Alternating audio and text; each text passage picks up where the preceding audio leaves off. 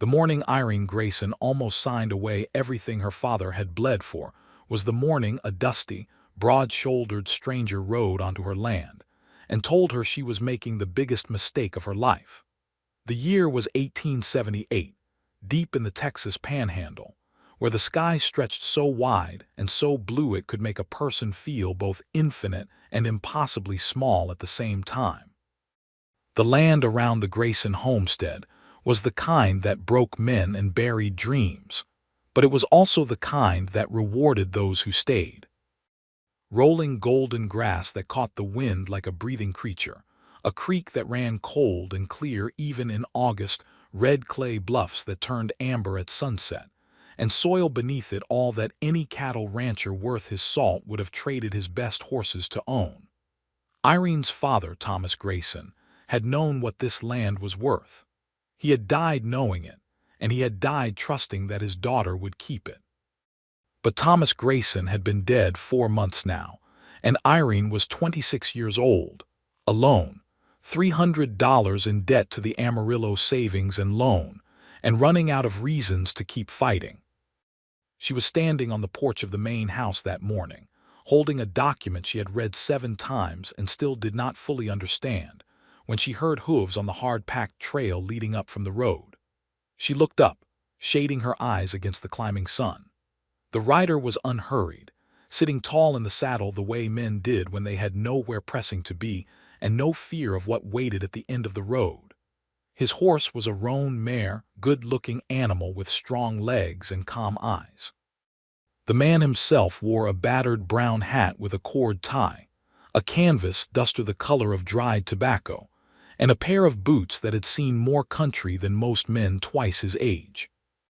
He pulled the mare up at the fence post and looked at Irene with steady dark eyes set under a straight brow, and he said, "Morning, ma'am. I am looking for the Grayson place. Would this be it?" "It would," Irene said. She did not step off the porch. She was in no mood for company, and she was especially in no mood for the kind of company that came uninvited on a Tuesday morning when she had documents to sign. "What is your business here?" The man swung down from the saddle in one easy motion and looped his reins around the fence post. He was younger than she had expected from the way he carried himself. Maybe 30, 32 at the outside, with a jaw that needed a razor and hands that told you without any words at all that he knew what real work felt like. "My name is Jedediah Hadley," he said, walking to the fence gate and stopping there, waiting, which she noticed. A man who waited at the gate was a man who respected a woman's right to her own land. "I hired on at the Morrison spread about 6 weeks ago. Calvin Morrison sent me over here with a message, but I have to tell you straight off, Mrs. Grayson, I am not sure I feel good about delivering it." "It is Miss Grayson," she said. "And what message?" Jedediah reached into his duster and produced a folded envelope which he held out. Irene came down the porch steps and crossed to the gate, not opening it, just taking the envelope through the rails. She recognized the handwriting on the outside before she even broke the seal. Calvin Morrison's tight, satisfied script. She had seen it on enough other documents in the past few weeks. She read the letter. It was brief and to the point in the way that things written by men who held all the cards tended to be brief and to the point. Calvin Morrison was reminding her that her father's loan with the Amarillo Savings and Loan had been transferred to Morrison's private holdings as of 2 weeks prior, a fact that her bank had confirmed in a separate letter she had received and spent 3 days feeling sick over. Morrison was now calling the loan due in full, 30 days from the date of the letter, which meant she had 22 days remaining. Alternatively, he wrote, he would be happy to settle the matter without the unpleasantness of a public foreclosure by accepting the deed to the northeast quarter of the Grayson land, which happened to be the quarter with the creek running through it. Irene folded the letter and looked at Jedediah Hadley. "Did you read this?" she asked. "I did not read it," he said, "but I know what Morrison is after. I have been working his spread long enough to hear things a hired hand is not necessarily supposed to hear. He wants your creek water. He has been losing cattle this dry season, and your water rights are what he is after. That northeast quarter is worth more than the whole rest of your property combined, Miss Grayson, and he knows it."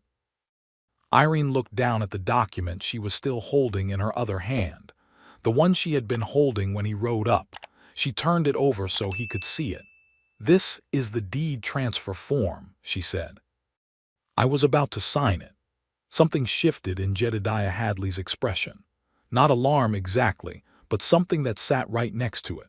He took his hat off and held it against his chest, and in the direct morning light she could see that his hair was dark with a streak of early silver at the left temple, and that his eyes were not quite brown as she had first thought, but a deep, warm hazel that caught the sun and made her notice things she had not intended to notice.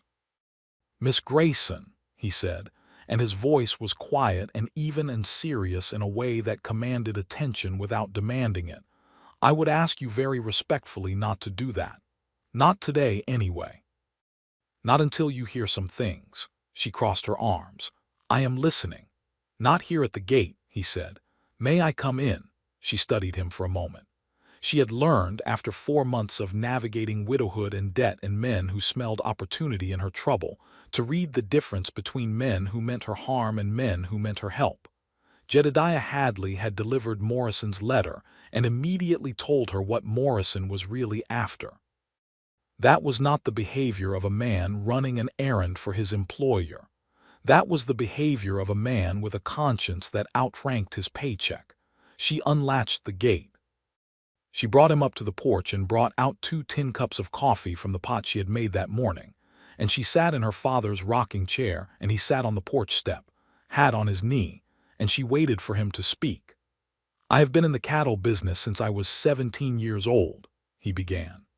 "I have worked spreads from Kansas down through New Mexico and over into the eastern Texas counties, and I have seen a thing that repeats itself so regular it might as well be a law of nature. A man or woman gets into a difficult season. They take a loan to survive it, and then a bigger operation with more money and more lawyers comes along and makes that loan into a weapon. They push the debtor into signing away the very thing that made their land valuable in the first place, the thing that would have allowed them to pay the loan in time if they had been given time." Irene wrapped her hands around the warm tin cup. "You are describing my situation with considerable accuracy." "Yes, ma'am, I am. Because I looked at your land when I rode in, and I know water, and I know cattle country, and what you have here is not a losing proposition. What you have here is a temporarily difficult proposition. There is a difference." "The difference does not pay the bank," she said. "No, but other things might." He looked out across the golden grass, thoughtful, measuring something with his eyes the way men who had spent years reading landscape learned to do. "How many head are you running right now?" 43, she said. "My father had 120 at his peak. After his illness and the expenses of these past months, I am down to 43. And you have water when Morrison does not. Miss Grayson, there are 3 other ranchers between here and the Palo Duro Canyon who are in the same dry pinch as Morrison this season. If you were to negotiate grazing and watering rights with them, short-term leases at fair rates, you could generate enough revenue in the next 60 days to service that loan and put Morrison back in his place." Irene stared at him. "That is a great deal easier to say than to do." "Yes," he agreed, and he said it without any condescension at all. "It is, but it is possible. And I think your father did not build this place for you to hand the best part of it over to a man like Calvin Morrison because the math looked hard for one season." The mention of her father caught her off guard. Her throat tightened. She took a sip of coffee to cover it. "You did not know my father." "No, ma'am. But I know what kind of man builds a place like this and holds it this long, because I have seen the kind of man who cannot." He looked back at her, and there was something gentle in his expression that she was not expecting and did not quite know what to do with. "I am sorry for your loss, Miss Grayson. Losing a parent is a hard thing to carry, and doing it while also trying to hold a ranch together is harder still." She looked away from him, out toward the creek draw where the cottonwoods were just beginning to show the first yellowing edge of autumn. She had cried exactly twice since her father died. Once at the burial and once in the barn at midnight alone when she was certain no one in the world could hear her.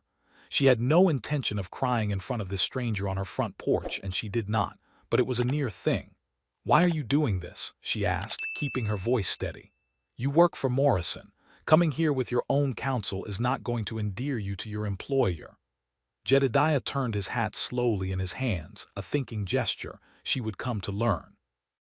"I was raised by a woman who ran a small cattle operation in western Kansas after my father passed. I watched men try to take it from her on 3 separate occasions, and twice they succeeded in taking pieces of it because she did not have anyone telling her what those pieces were worth. By the time I was old enough to understand the business well enough to help, there was not much left to help with." He looked up at her, and the directness in his eyes was unguarded in a way that felt honest to her core. "I cannot do anything about that, but I can do something about this if you will let me."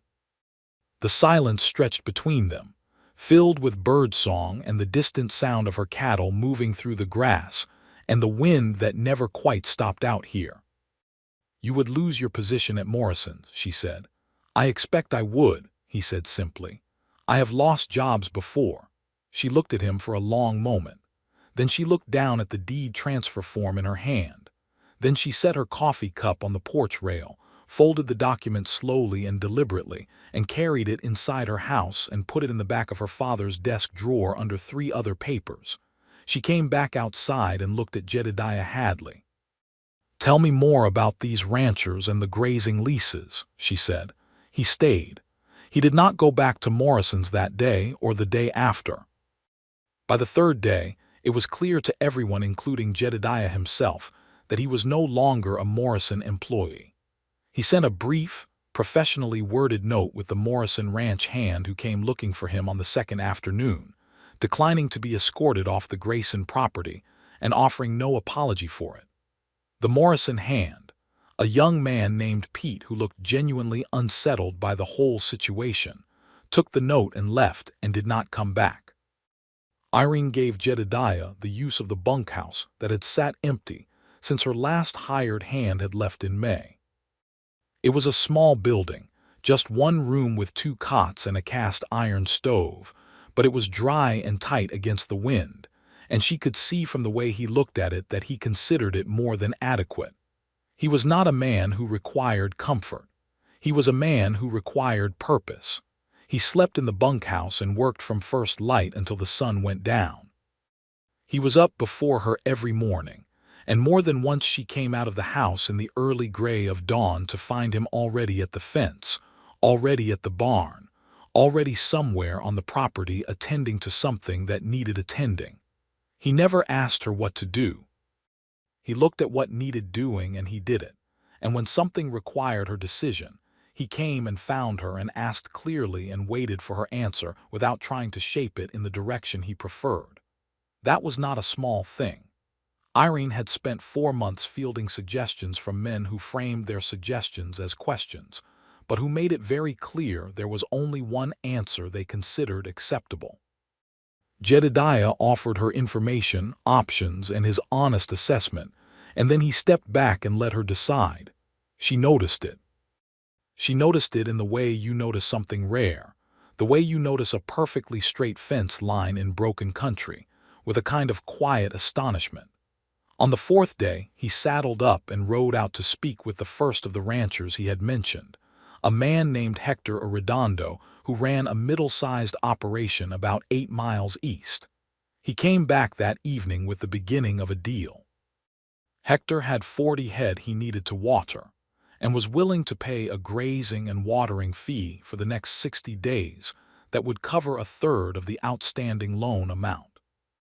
Irene stood in the kitchen with the numbers he had worked out on a piece of paper, running them herself, checking his arithmetic. It was exactly as he had presented it.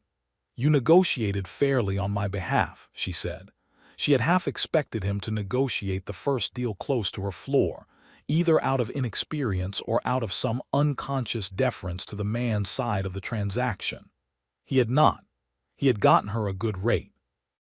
"I represented your interests," he said, with a simplicity that made her feel oddly warm-hearted. "That is what you asked me to do. She had not technically asked him to do anything. He had simply started doing it, and she had not stopped him, which in the unspoken economics of the open range amounted to the same thing. The second rancher was harder. His name was Gerald Fitch, and he was the sort of man who believed that a woman managing land on her own was a temporary condition to be remedied at the earliest opportunity, preferably through marriage to someone he approved of. He spent the first 20 minutes of Jedediah's visit trying to redirect the conversation toward the subject of whether Miss Grayson had considered any offers of a more personal nature, and Jedediah spent those same 20 minutes refusing to be redirected with a patience and a politeness that, by his own account when he returned home and told Irene about it, had taken a considerable act of will to maintain. He got the deal, though. Gerald Fitch wanted access to her water badly enough to set aside his opinions about the proper sphere of female activity, at least temporarily. Irene laughed when Jedediah described the conversation. It was the first real laugh she had produced in 4 months, and it surprised her so much that she covered her mouth with her hand, as if she had not been sure it was coming and wanted to be ready to contain it. Jedediah watched her laugh with an expression she did not quite catalog at the time but would think about later, when she was alone, much more than she intended to. The third rancher, a man named Silas Webb, posed a different problem entirely. Silas was a reasonable man and a fair negotiator, but he came to the table with information that complicated everything. He told Jedediah quietly, out of what seemed to be a genuine concern for the Grayson situation, that Calvin Morrison had been speaking to the county land officer in Amarillo about filing a challenge to Thomas Grayson's original land patent. Irene heard this news sitting at her kitchen table while the evening light went gold through the windows, and she felt the careful structure of hope she had been allowing herself to build start to sway dangerously. "Can he do that?" she asked. Jedediah was sitting across from her. Between them was the remains of the supper she had cooked, beef stew and biscuits, the first time she had cooked a proper supper with another person to share it in a very long time. He had eaten with the quiet appreciation of a man who had been living on his own cooking for long enough to know the difference, and had offered to help with the washing up, which she had declined, but the offer had registered. "He can file the challenge," Jedediah said. "Whether it holds up is a different question. Your father's patent would have been registered in Austin. A county officer does not have the authority to overturn a state land grant without clear evidence of a procedural error in the original filing. Do you have your father's land documents?" "In the desk," she said. "He kept everything. Then we need to look at them." They spread the documents out across the kitchen table after supper, in the lamplight, with the moths batting against the window glass and the coyotes talking to each other somewhere out in the dark. Irene knew her father's papers fairly well. She had gone through them after his death out of grief-driven necessity, trying to understand the shape of what he had left her. But she had not looked at them with the specific question of a land patent challenge in mind. Jedediah went through them methodically, slowly, reading with the careful attention of a man who was not a lawyer but who had spent enough time in land disputes to know what mattered. She watched him across the table, the lamplight falling across the side of his face, the way he held each document with both hands and read it from the top rather than scanning for what he wanted. "Here," he said finally and slid a document across to her. "Your father's original patent from 1863, registered in Austin, signed by the General Land Office, witnessed and notarized. This is solid, Miss Grayson. This is exactly what it needs to be." She looked at it. Her father's name in careful script. Thomas Allen Grayson. 15 years ago. She had been 11 years old.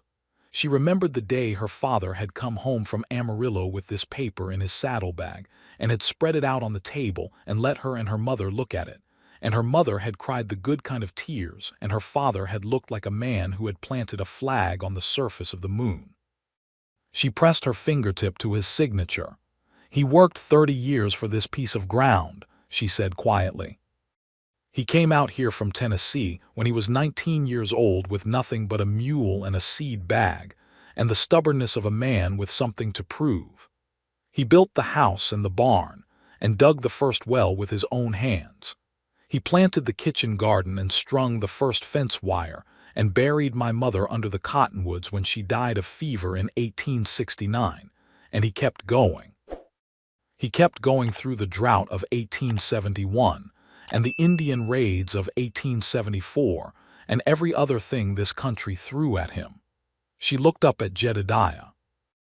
And now a man who inherited his operation from his own father wants to take the best part of it away because the loan he arranged to buy up is coming due at a bad time.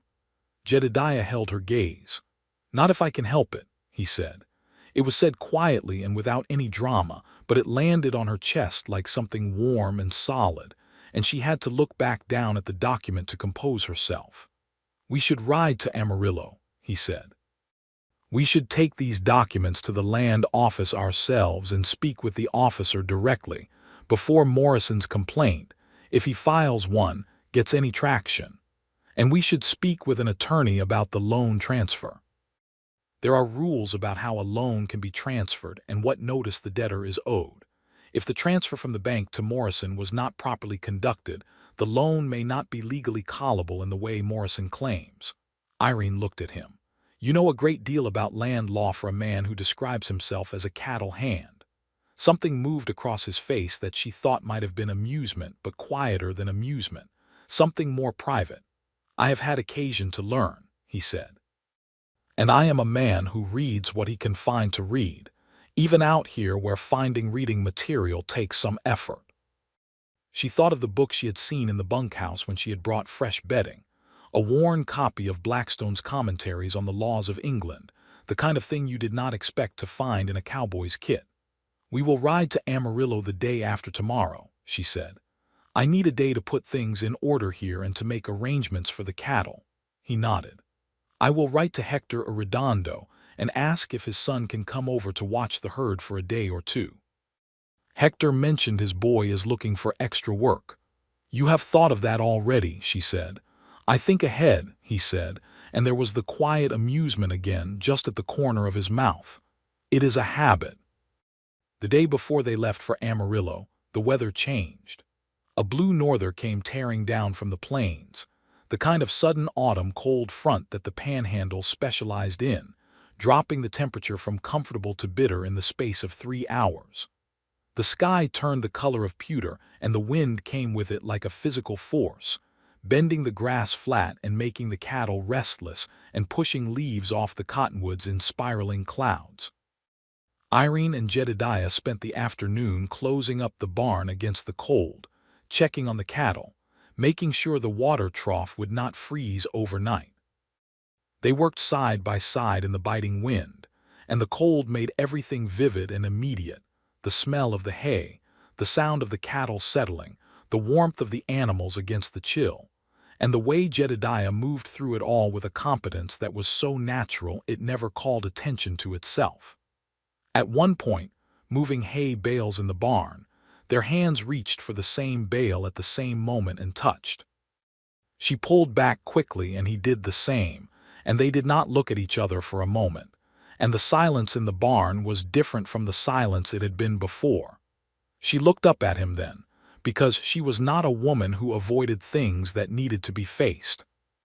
He was already looking at her, and the expression on his face was careful and aware and honest in a way that made her feel seen in a way she did not have an easy defense against. "I beg your pardon," he said. "No harm done," she said, and reached for the bale herself and moved it, and they went on working, but something had shifted in the quality of the air between them and they both knew it. That evening, with the norther howling outside and the temperature plunging, she brought supper over to the bunkhouse rather than eat alone in the big house. It was a practical decision, she told herself. It was warmer, 2 people and a stove. She told herself this firmly and did not examine it too closely. They ate at the small table in the bunkhouse, closer together than they had sat at the kitchen table because the bunkhouse table was smaller, and the stove was doing its best against the norther and making the small room genuinely warm, and Jedediah had found a lantern with enough oil to make good light. She had brought a pot of beans and salt pork and a pan of cornbread, and it was not elegant, but it was hot and filling, and she had not cooked with the thought of someone being pleased by it in longer than she could properly remember. She noticed herself having thought about whether he might like it, which she noticed only after the fact. As a person notices they have been humming a song only once it stops. "Tell me about your family," she said, because she wanted to know, and because sitting across from a person in a warm, small room while the wind tried to take the roof off outside was the kind of moment that invited real conversation. He was quiet for a moment in the way he was quiet when he was deciding how much to say rather than in the way of someone who did not want to answer. "My mother is still living," he said, "in Dodge City now. She remarried a few years back, a good man, a hardware merchant. She is comfortable and she is happy, and that is more than I had reason to expect for a while there." He turned his spoon slowly. "My father died when I was 14. He was a good man and a hard worker, but he was not cautious, and he took risks with money that did not pay out, and when he died there was more debt than asset. My mother held on to a small piece of ground through everything I told you about, through people trying to take it, through hard seasons, through grief. I watched her do it, and I understood from watching her what land means to a person who has earned it. It is not just property, it is the material proof of a life." Irene looked at him across the small table. "Yes," she said simply, "that is exactly what it is. I have been moving from spread to spread since I was 17, he continued, because it was what I knew and because I was good at it and because I had not found a reason to stop moving." He said the last part in a slightly different tone, quieter, and he did not look at her when he said it, and she felt it register somewhere in her chest in a way she chose not to examine just yet. "Do you miss it?" she asked. "The moving?" He looked up then. "Not at the moment," he said, and there was something in the way he held her eyes when he said it that made her look down at her cornbread with a flush that she was grateful the warm lamplight probably disguised. "I should get back to the house," she said. "The cold will not make the morning easier." "No," he agreed. "Thank you for supper, Miss Grayson. It was the best meal I have had in a very long time." She stood and gathered the pot and the pan and looked at him once more in the doorway of the bunkhouse, with the cold air hitting her from behind and the warm light in front of her. "Irene," she said. He looked at her. "My name is Irene. I think we are past the point of formality." He stood up from the table unhurried. "Jedediah," he said, "though most people shorten it." "Most people can," she said. "I find I prefer the whole of it."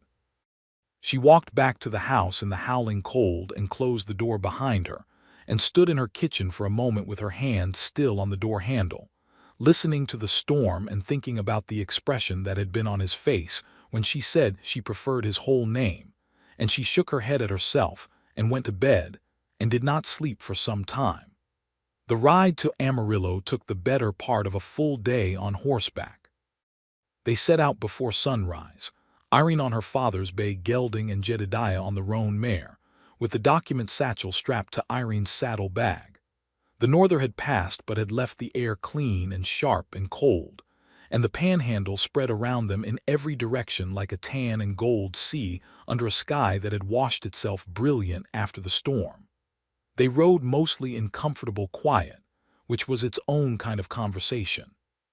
But when they talked, it was the kind of talk that covers real ground.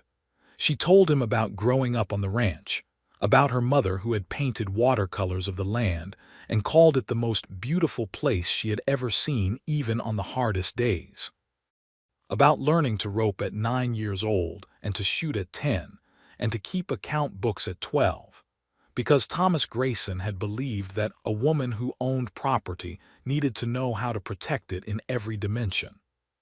He told her about his years moving through the cattle country, about the great cattle drives north to Kansas when he was young, about a particularly hard winter in New Mexico, where he had spent 6 weeks snowbound with 3 other men and 100 head of cattle, and had come out the other side having read every piece of print material in the bunkhouse 4 times each, and knowing more than he had intended about the medicinal properties of various common plants. Because one of his companions had been a retired army surgeon who liked to lecture. She laughed again, more easily this time. "You are a surprising man, Jedediah Hadley," she said, and meant it as observation rather than compliment, though he took it quietly in either case. "How so?" he asked. "You are not what I assumed when I saw you riding up my trail," she said. "I assumed you were Morrison's errand boy. I was for about 5 minutes. What changed in those 5 minutes?" He considered this with the unhurried seriousness he brought to questions that deserved it. "I saw the land," he said. "And then I saw you standing on the porch with that document in your hand, and that expression on your face. The expression of a person who has been worn down to where they have stopped believing there is another option. I have seen that expression before, and I could not ride away from it." She rode beside him in silence for a moment. The wind moved through the grass around them with a sound like breathing. "You did not know me," she said. "No," he said, "but some things do not require prior acquaintance." In Amarillo, they went first to the attorney's office. The attorney was a man named Harold Webb, no relation to Silas Webb, a compact man in his 50s with a reputation for honest dealing that Irene knew about from her father, who had used him for a boundary dispute some years back. Harold Webb read the loan documents and the transfer paperwork with his glasses perched at the end of his nose and his expression giving nothing away, and then he set the papers down and looked at Irene. "The transfer from the bank to Morrison was conducted rapidly," he said. "Faster than is typical and with less notice to you than the standard practice in this county would suggest is appropriate. It is not necessarily illegal, but it is aggressive. And the call of the loan is at Morrison's discretion now, which is the uncomfortable truth." He paused. "However, the terms of your father's original loan included a provision here, on page 4, that in the event of a change of lender, the debtor is entitled to a 60-day notification period before any new payment schedule is imposed. You received the transfer notification 14 days ago, which means by the terms of your father's own loan contract, you have a minimum of 46 more days than Morrison's letter implies." Irene and Jedediah looked at each other across the width of Harold Webb's desk. "That is significant," Jedediah said carefully. "It gives us time," Irene said. "It gives you time," Harold Webb confirmed. "I will write to Morrison's attorney and make the contractual position clear. That should, shall we say, cool his urgency somewhat." He took off his glasses and polished them. "He may not have been aware of that provision, or he may have been hoping you were not. Either way, the law is the law." From the attorney's office, they went to the land office. The county land officer was a nervous, papery man named Mr. Dobbins, who seemed genuinely uncomfortable when Irene spread Thomas Grayson's original patent documentation across his counter, and asked him directly whether Morrison had been in contact with his office regarding a challenge. Dobbins admitted with some reluctance that Morrison had indeed made inquiries, but that no formal challenge had been filed. Jedediah stepped up beside Irene at the counter and went through the documents with Dobbins point by point, quietly and knowledgeably, establishing the solidity of the original filing, the proper registration in Austin, the unbroken chain of ownership. Dobbins, it became clear, had been intimidated by Morrison's interest rather than actually convinced that any challenge had merit. By the time Jedediah was finished, Dobbins was looking at the documents with an expression that suggested he had been quietly hoping someone would give him a reason to simply let the matter rest. "I see no basis for a successful challenge to this patent," Dobbins said finally. "The record in Austin is clear, and the local registration is proper. I will note in my file that the patent has been reviewed and confirmed at the owner's request." Walking out of the land office into the Amarillo afternoon, Irene felt something she had not felt in 4 months. She felt the specific lightness of a burden being lifted, not removed entirely, but shifted to a more bearable position. The 60 additional days from the attorney, the confirmed patent from the land office, the grazing deals already bringing in revenue. It was not over, but it was no longer impossible. She stopped on the boardwalk outside the land office and turned to Jedediah. "You told me on the first day that this was a temporarily difficult proposition," she said, "not a losing one." "I did," he said. "I am beginning to believe you were right." He looked at her in the afternoon light with the dust of Amarillo moving around them and the street sounds of the town behind them, and the smile he produced was not large or showy, but it was warm and real, and it reached all the way to those hazel eyes that she had stopped pretending she did not notice. "I generally am," he said, and the quiet self-assurance of it was not arrogance. It was just honesty, and she found she liked it very much. They took supper at the hotel dining room before the long ride home. This was the first time she had sat across from him at a proper table with white linen and proper service, and something about the change of setting made her notice him differently again. The way you notice a familiar landscape from a different elevation and see new features in it. He was at ease in the dining room without being falsely polished about it. He sat straight without stiffness and spoke to the server with natural courtesy, and ordered plainly without any false modesty about being hungry. She ordered the roast chicken and he ordered the same, and they shared a bottle of wine that was not excellent but was perfectly adequate, and they talked through supper with a comfort that felt both new and as if it had been building for some time. She found out that he had two younger sisters, both married and settled, one in Wichita and one in Colorado.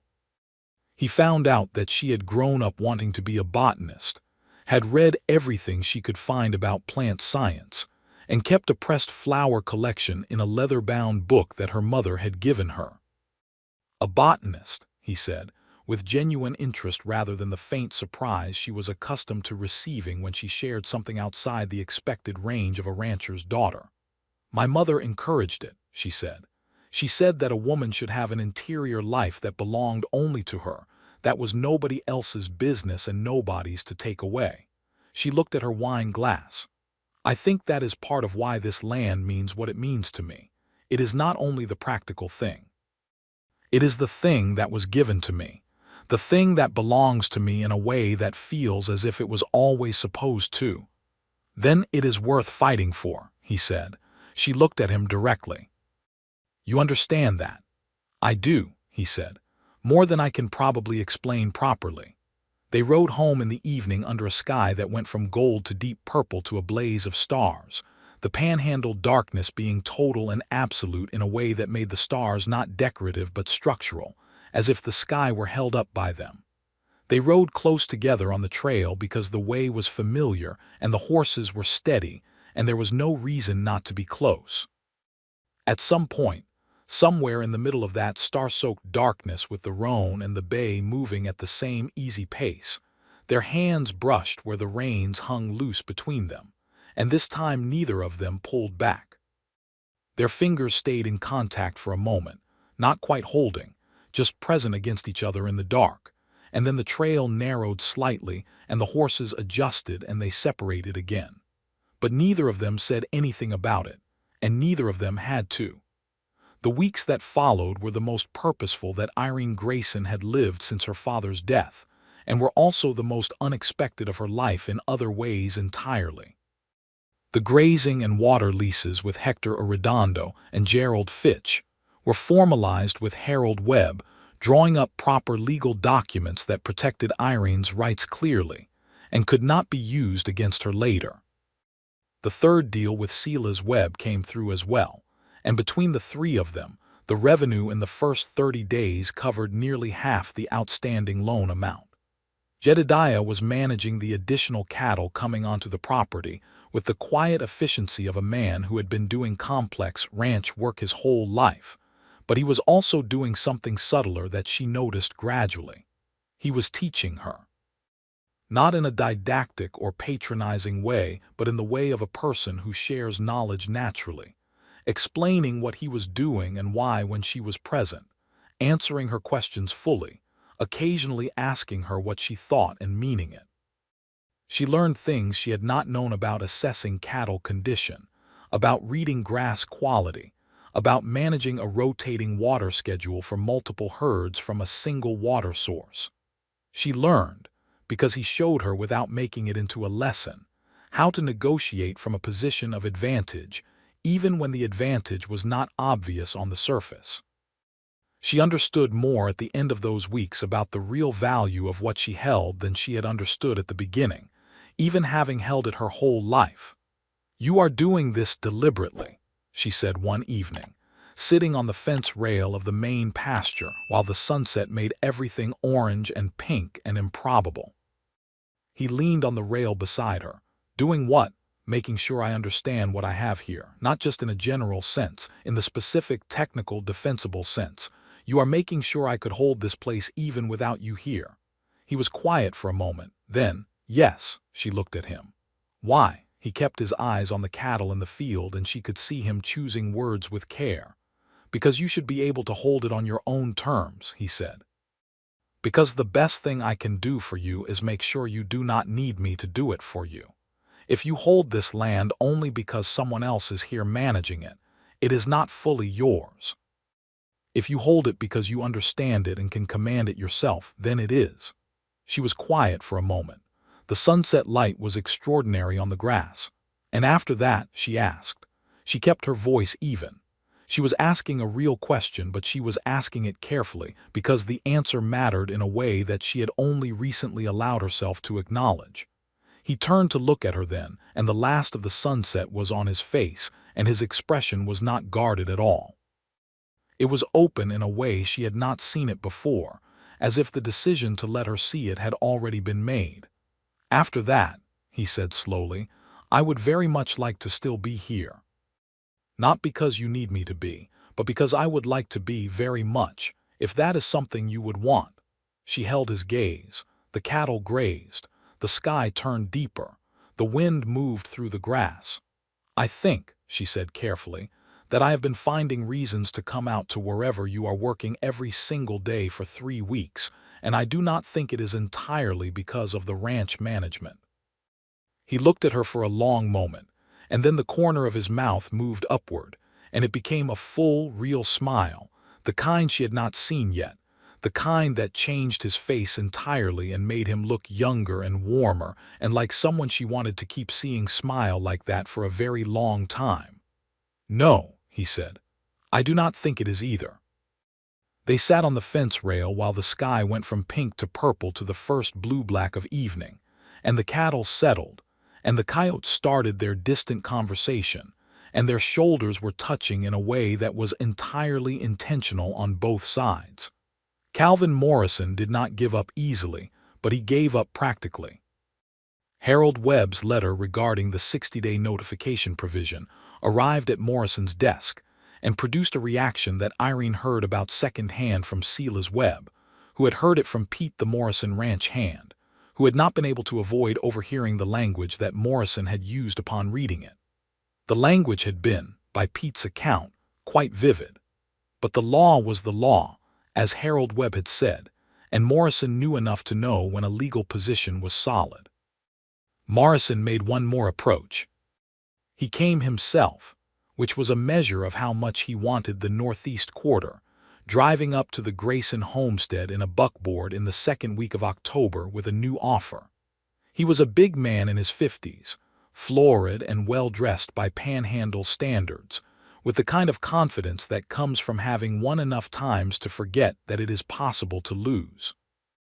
He found Irene on the porch and Jedediah on the porch steps, and the sight of Jedediah on her porch clearly adjusted his expectations about the sort of conversation he was going to have. He offered to settle the loan for a payment of $200, less than the full amount if she would also sign over grazing rights to the Northeast Quarter in perpetuity. Irene listened to him. She let him finish. She had learned from watching Jedediah negotiate that letting the other party finish was not weakness. It was information gathering. Then she said, "Mr. Morrison, I have spoken with an attorney. I have the remaining 41 days to service the loan, and with the revenue from the current grazing leases, I will be able to pay the full amount in that time. I do not need a reduced settlement, and I have no interest in any arrangement involving the Northeast Quarter." She paused. "I think you should go." Morrison looked at Jedediah. Something passed between them, the old employer and the man who had left his service for a competing interest, and it was not friendly, but it was brief. Jedediah met his gaze without aggression and without backing down, and after a moment Morrison looked away, which said everything about where the actual power in that exchange lay. Morrison left. Irene watched the buckboard until it was small on the road and then gone, and then she turned around and looked at Jedediah. "That felt remarkably good," she said. "Yes," he said. "I imagine it did. Did you expect him to come himself?" "I thought he might." Men like Morrison do not give up paper they want without one last direct attempt. He needed to see it for himself to believe it. "He believed it," she said. "He did," Jedediah said. "You were very clear." She had been. She had been clear in the way she was only clear when she was absolutely certain of her ground, and she was certain of her ground now in a way she had not been on the morning he had ridden up the trail 4 weeks ago. She understood what she had. She understood what it was worth. She understood, perhaps most importantly, why it was worth fighting for, not only practically but in every dimension that her mother had meant when she talked about an interior life that belonged only to you. She looked at Jedediah, standing on her porch steps in the October light, and the autumn had turned the cottonwoods along the creek to full gold, and the grass was the color of warm honey, and the sky was the particular deep blue that only appeared after a cold night cleared everything. And she thought that if she had a watercolor painting of this moment she would put it next to her mother's pressed flower book, as one of the most beautiful things she had ever had reason to own. "I need to tell you something," she said. He waited. "When you rode up that morning," she said, "I had made up my mind. I was tired and I was alone, and I had convinced myself that my father would understand, that he would know I had done everything I could, and that sometimes you have to accept the loss." She stopped. "I was wrong. I had not done everything I could. I had done everything I knew how to do, which is a very different thing. You showed me the difference."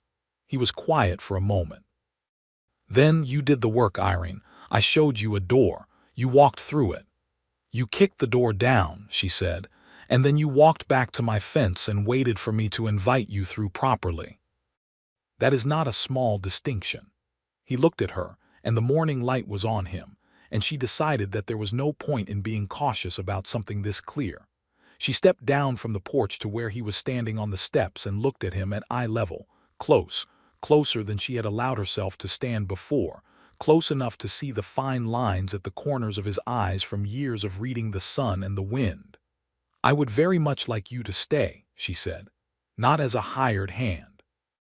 Not as a ranch manager. I would like you to stay." He reached up and took her hand where it was hanging at her side, and his hand was warm and solid and careful around hers, and he said, "I would like nothing more in this world than to stay." She leaned forward and kissed him, which was not what he had been expecting. She could tell from the moment of surprise before he kissed her back.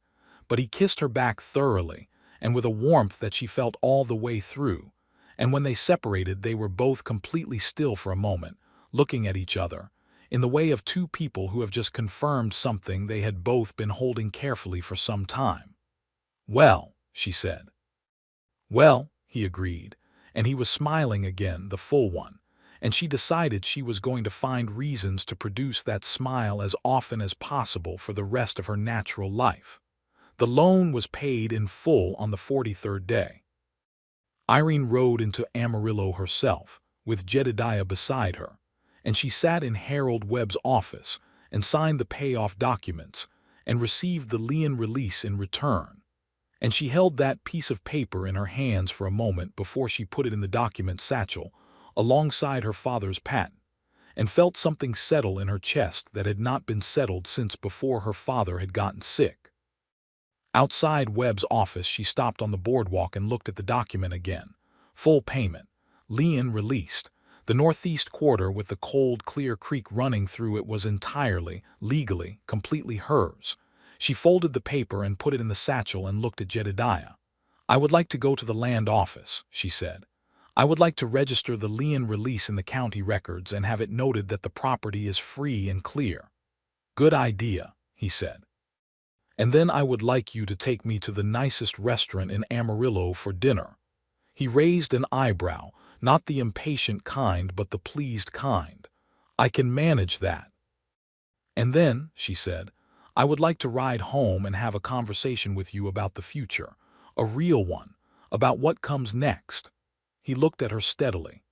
"I would like that very much," he said, and the steadiness of it told her that he had been waiting for exactly that conversation and had been too careful of her autonomy to push it before she was ready. The dinner was at the Cattleman's Hotel dining room, nicer than where they had eaten before, with proper linen and candle light, and a menu that went to the effort of having been written down.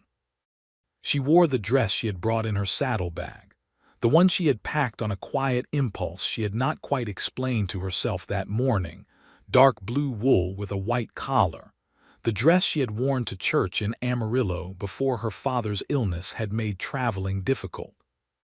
She came downstairs to find him waiting in the lobby in a clean white shirt and a vest and his hat in his hands, and he looked at her in the blue dress with an expression that made the impulse to pack it entirely worth whatever vague self-consciousness she had felt in doing so. They sat across from each other and ordered and ate and talked, and somewhere in the middle of the meal the conversation moved naturally into the future, which was what it had been circling for some time. "I have been thinking," he said, "about staying in the Panhandle." "Have you?" she said, not quite a question. "I have been thinking about it for some time," he said. "Since approximately the morning I rode up your trail and you looked at me from your porch with that document in your hand." He paused. "I would like to make a formal position for myself here, if you are willing." "What kind of formal position?" she asked, and she was not teasing him, not quite, but she was perhaps letting him work for it slightly, because she wanted to hear him say it. "A permanent one," he said. He was looking at her directly, as he always did, never looking away from anything that mattered. "The kind that is recognized in law and custom and by God if you are so inclined. I am asking you to marry me, Irene. I am asking you plainly, and I understand if you need time and I will not press you, but I want you to know that I am asking in full earnest, and with the full intention of making a life here with you that is worth the living of it." She looked at him across the white linen in the candlelight. She looked at him the way she had looked at her father's land patent, with the full understanding of what she was looking at and what it was worth. "I do not need time," she said. "I have been thinking clearly about you since the week you arrived, and I do not do anything halfway when I have thought it through clearly. Yes, Jedediah. Yes, I will marry you." He reached across the table and took her hand, and the look on his face was one she thought she would still be able to see precisely, in every detail, when she was very old. They were married in November of 1878, on a Saturday, at the small white church in the nearest town, with Hector Arredondo and his wife serving as witnesses and Harold Webb attending in his good suit and Gerald Fitch coming and behaving himself adequately, which was more than she had expected of him. Silas Webb came with his wife and 4 children. The preacher was a plain-spoken man, who seemed genuinely moved by the fact that the 2 people before him were looking at each other, with the open and unguarded attention of people who had arrived at this moment through difficulty and effort, and knew exactly what they were claiming. Irene wore her mother's dress, which she had spent 3 evenings carefully letting out and altering and pressing, and which was ivory silk that had been packed in cedar since 1869. Jedediah had procured a proper suit from the Amarillo dry goods store and looked, she thought, exactly like himself but in a suit, which was the best outcome in such situations. They spoke their vows in the small church with the November wind pressing at the windows, and the smell of the wood smoke from the stove, and the late-day light through the plain glass making everything warm and gold. And when the preacher declared them husband and wife, Jedediah kissed her in front of everyone with a warmth and a completeness that made Hector Arredondo clear his throat cheerfully, and Hector's wife applaud. They had a wedding supper at the Arredondo place, which was close to the church and considerably warmer than the outdoors, and Hector's wife, Maria, had cooked for 2 days in preparation, and the result was a table that bore testimony to both her skill and her generosity. They ate and talked, and the evening stretched long and warm with the laughter of people who were, in various ways and in varying degrees, glad of each other's company. Jedediah and Irene rode home to the ranch in the late night under the full November stars, unhurried, close together on the trail they had ridden before, and the land around them was dark and still and cold and infinite in the way of the panhandle at night. And it was hers, and it was now his too, and he had come to it not to take it but to help her keep it, and she thought that was the best foundation she could imagine for a life built on it. The winters in the panhandle were not gentle. That first winter together was the kind that tested a homestead in every dimension, long cold stretches punctuated by the sudden violent drama of blue northers, ice in the water troughs, cattle that needed constant attention, pipes that froze, firewood that needed constant replenishment. They worked it together, all of it, the way two people work who have decided that their interests and efforts are aligned, not in the performative togetherness of people still learning each other, but in the practical and genuine cooperation of two people who had already established that they thought about the world in compatible ways. In the evenings, after the cattle were attended to and the supper was eaten, and the lamps were lit against the darkness, Jedediah read and Irene pressed flowers, and they talked, or they sat in companionable quiet, and the main house that had felt so empty since her father's death began to feel full again in a way that was different from before but no less real. He told her things he had not told many people, about the loneliness of moving place to place for so many years, about the way a man can start to feel after enough seasons without a permanent stake in anything, rootless in a way that is not freedom but merely the absence of belonging. She told him things she had held close for a long time, about her grief for her father, about the particular difficulty of grieving while also managing practical crises, about the moments in those 4 months alone when she had almost given up not just the land but hope more generally. He listened to these things the way he listened to everything, fully and without interrupting, without rushing to offer solutions or reassurances that would have made her feel managed rather than heard. He simply listened, and the quality of his listening was one of the things she loved most about him, that she had noticed first and recognized early as something worth loving, because she did love him. She understood it fully by the time February came and the worst of the winter was behind them, and the first hints of the spring that would follow were beginning to appear in the longer days and the slightly warmer afternoon sun. She loved him in a way that was not like anything she had read about or expected, not the sudden overwhelming thing that novels described, but something that had grown steadily and with purpose, the way the best things grew, rooting deep before they reached for the sky. She told him so one evening in the kitchen, because she was a direct woman and she had decided to be direct about this. He had been reading by the lamp and she had been mending, and she set down the mending and said, "I love you, Jedediah." He looked up from his book, and the expression on his face was the one she most cherished, the one that was completely open and unguarded, and he said, "I have loved you since the morning I came back from Hector Arredondo's with the first deal in hand and you checked my arithmetic." She stared at him. "That was the 3rd day you were here." "Yes," he said. "You barely knew me." "I knew enough," he said. "I knew the rest would be worth finding out." She crossed the kitchen and sat in the chair next to his, very close, and he closed his book and put it down and took her hands, and they sat in the lamplight with the winter wind outside and the warmth inside, and everything was absolutely as it should be.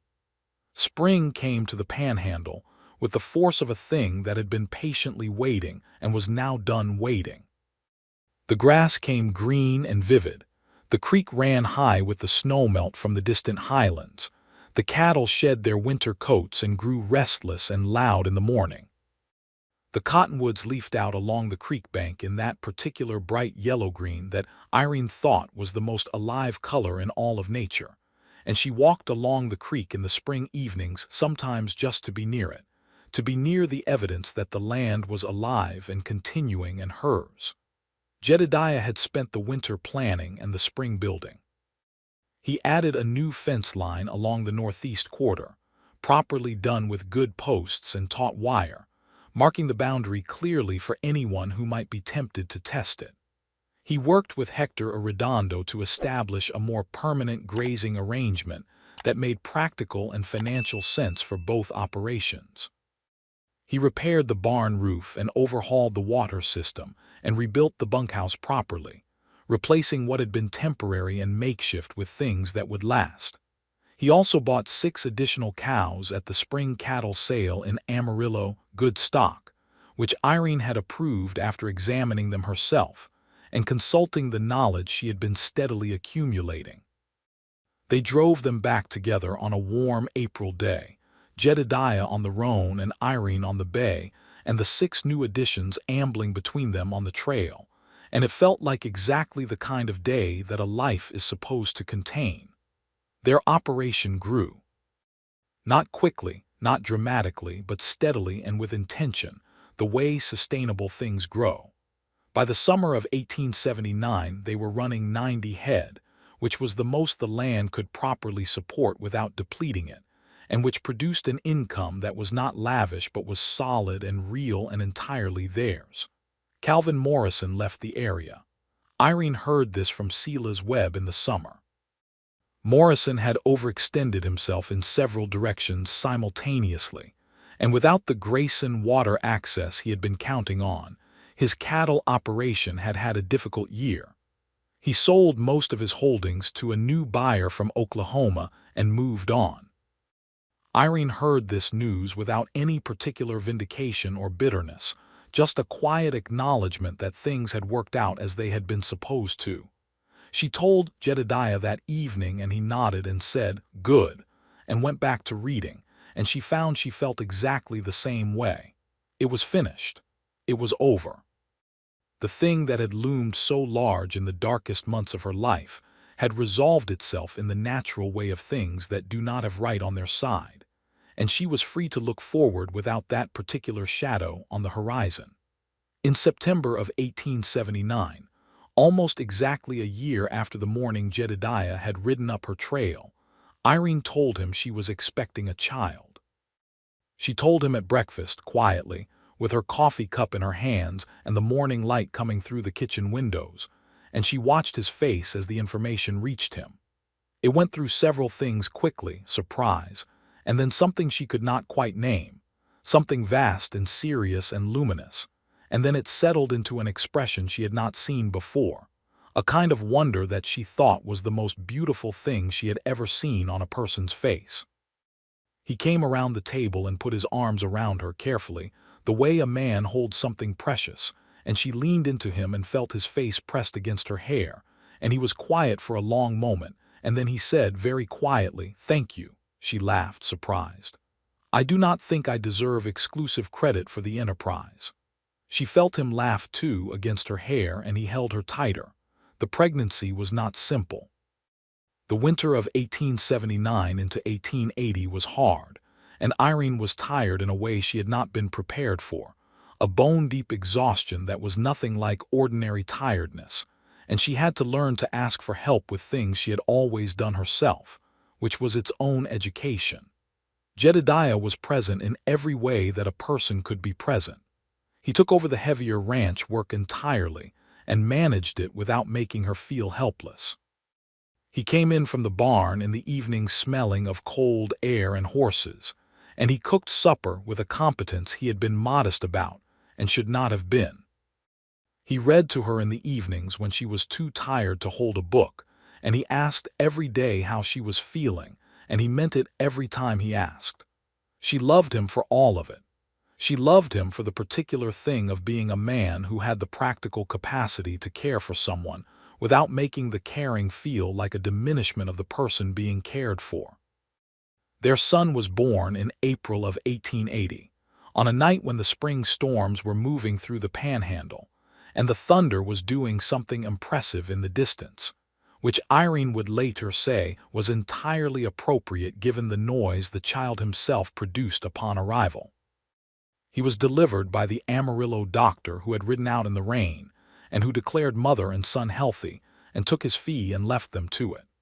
Jedediah held the baby in the kitchen, sitting in the chair by the stove with the lamp burning low and the thunder moving away to the east, and the expression on his face was the same luminous wonder he had shown at the breakfast table in September, but expanded now, deepened, as if what he had felt then had been the anticipation, and this was the thing itself. "Thomas," Irene said from the bed where she lay watching him, "for my father." Jedediah looked at her over the baby's head. "Thomas Jedediah Hadley?" he asked. She considered. "Thomas Jedediah Hadley," she agreed. "He can choose which one he prefers when he is old enough to have opinions." Jedediah looked back at the baby.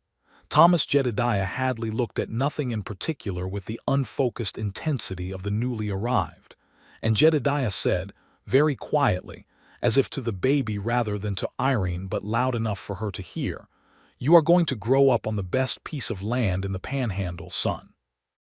Your grandfather built it and your mother held it, and I promise you both that neither of us is ever going to let it go."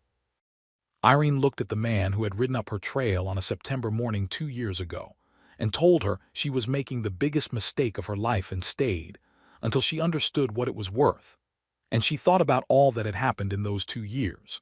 The negotiations and the documents and the long rides and the storm and the supper in the bunkhouse and the fence rail at sunset, and the kiss on the porch steps, and the wedding in the little church, and the winter, and the spring and the summer, and now this. This room with the dying storm and the lamp and her husband holding her son, and she thought that this was what her father had been building toward all along, not just the land, but the life on it, the life she was now fully living. "Jedediah," she said. He looked up. "I need you to know something," she said. "When you came back from Gerald Fitch that first day and you told me Fitch had been asking inappropriate questions and I laughed, really laughed for the first time in months, I knew then. I did not admit it to myself until later, but I knew." He was quiet for a moment. Then he said, "I knew earlier than that." "I know," she said. "You told me. The day you checked your arithmetic." "The day you checked my arithmetic," he corrected gently. "There is a difference," she smiled.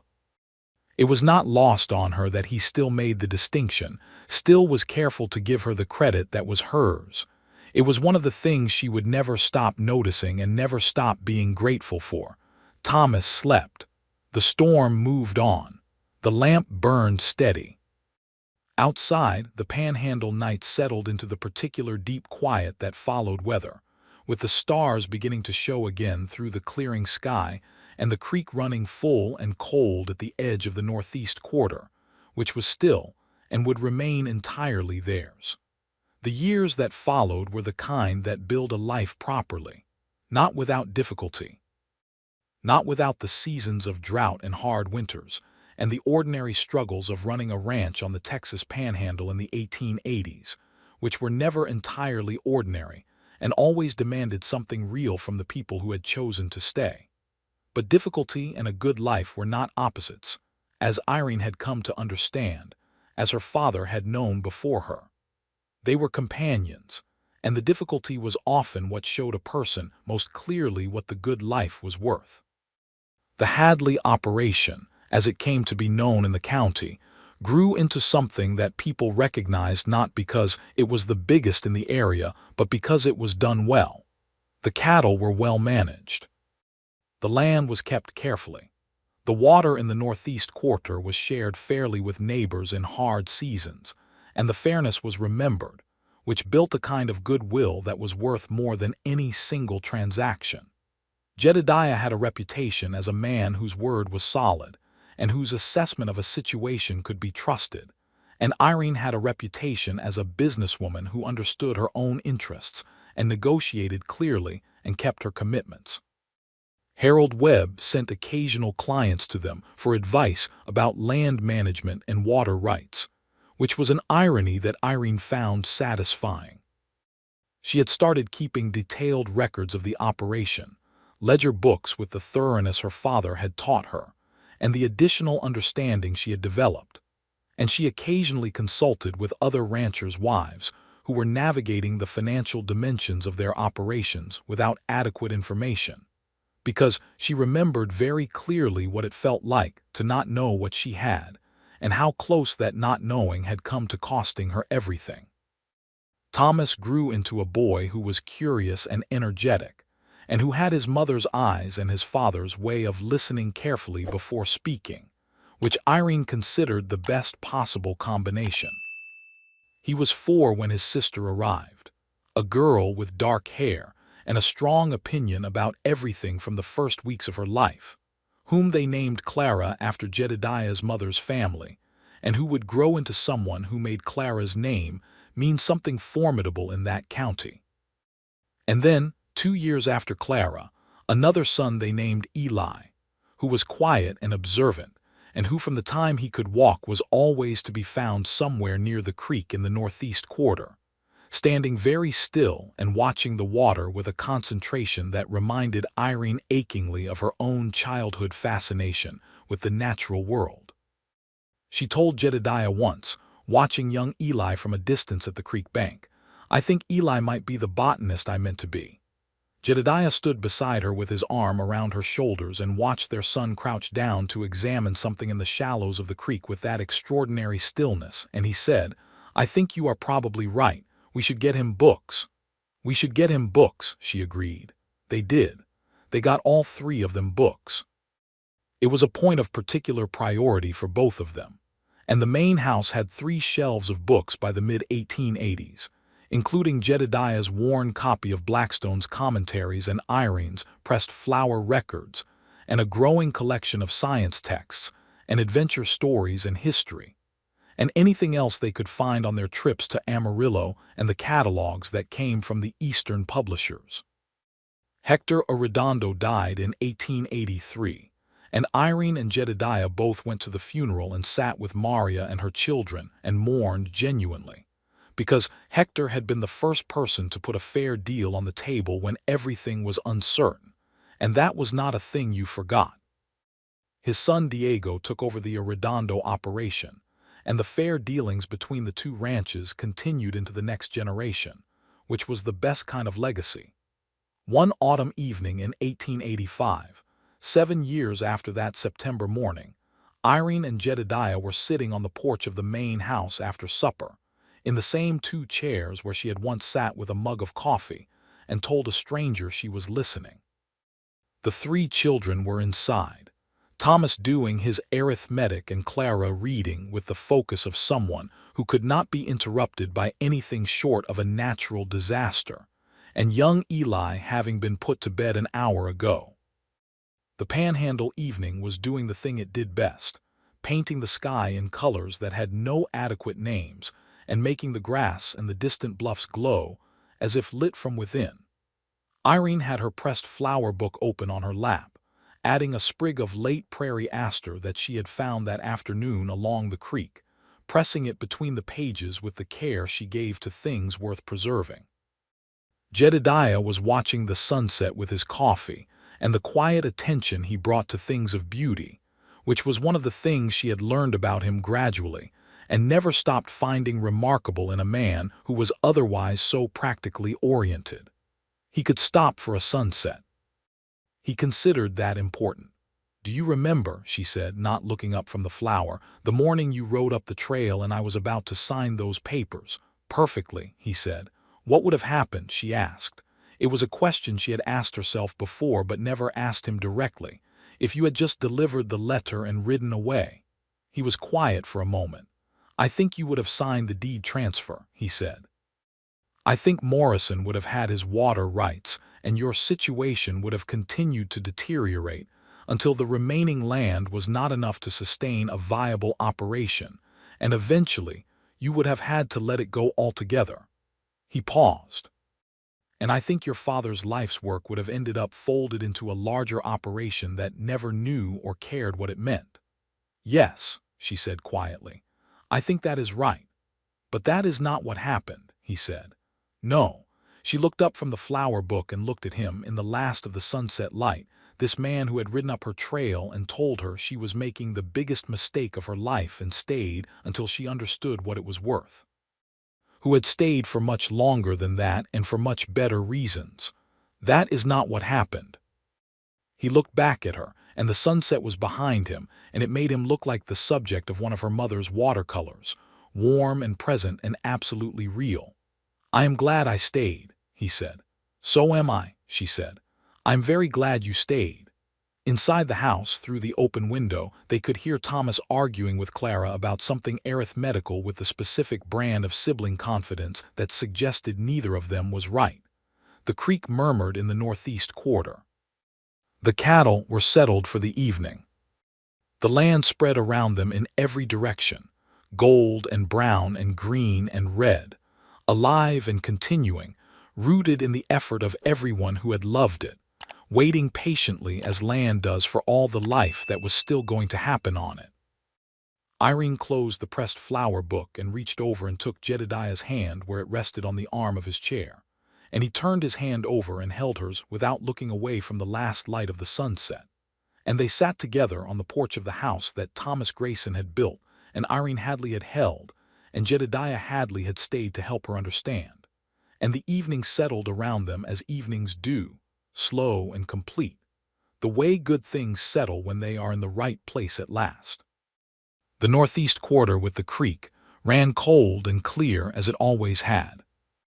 The land was worth everything her father had said it was worth, and everything Jedediah had known it was worth on the morning he had ridden up the trail and seen it and seen her, and decided that he was not going to ride away. It was worth every document and every negotiation and every cold early morning and every sunset and every child asleep inside the house and every word they had said to each other honestly and every year that was ahead of them still. It was worth all of it, and they both knew it, and that knowing was the warmest thing either of them had ever owned.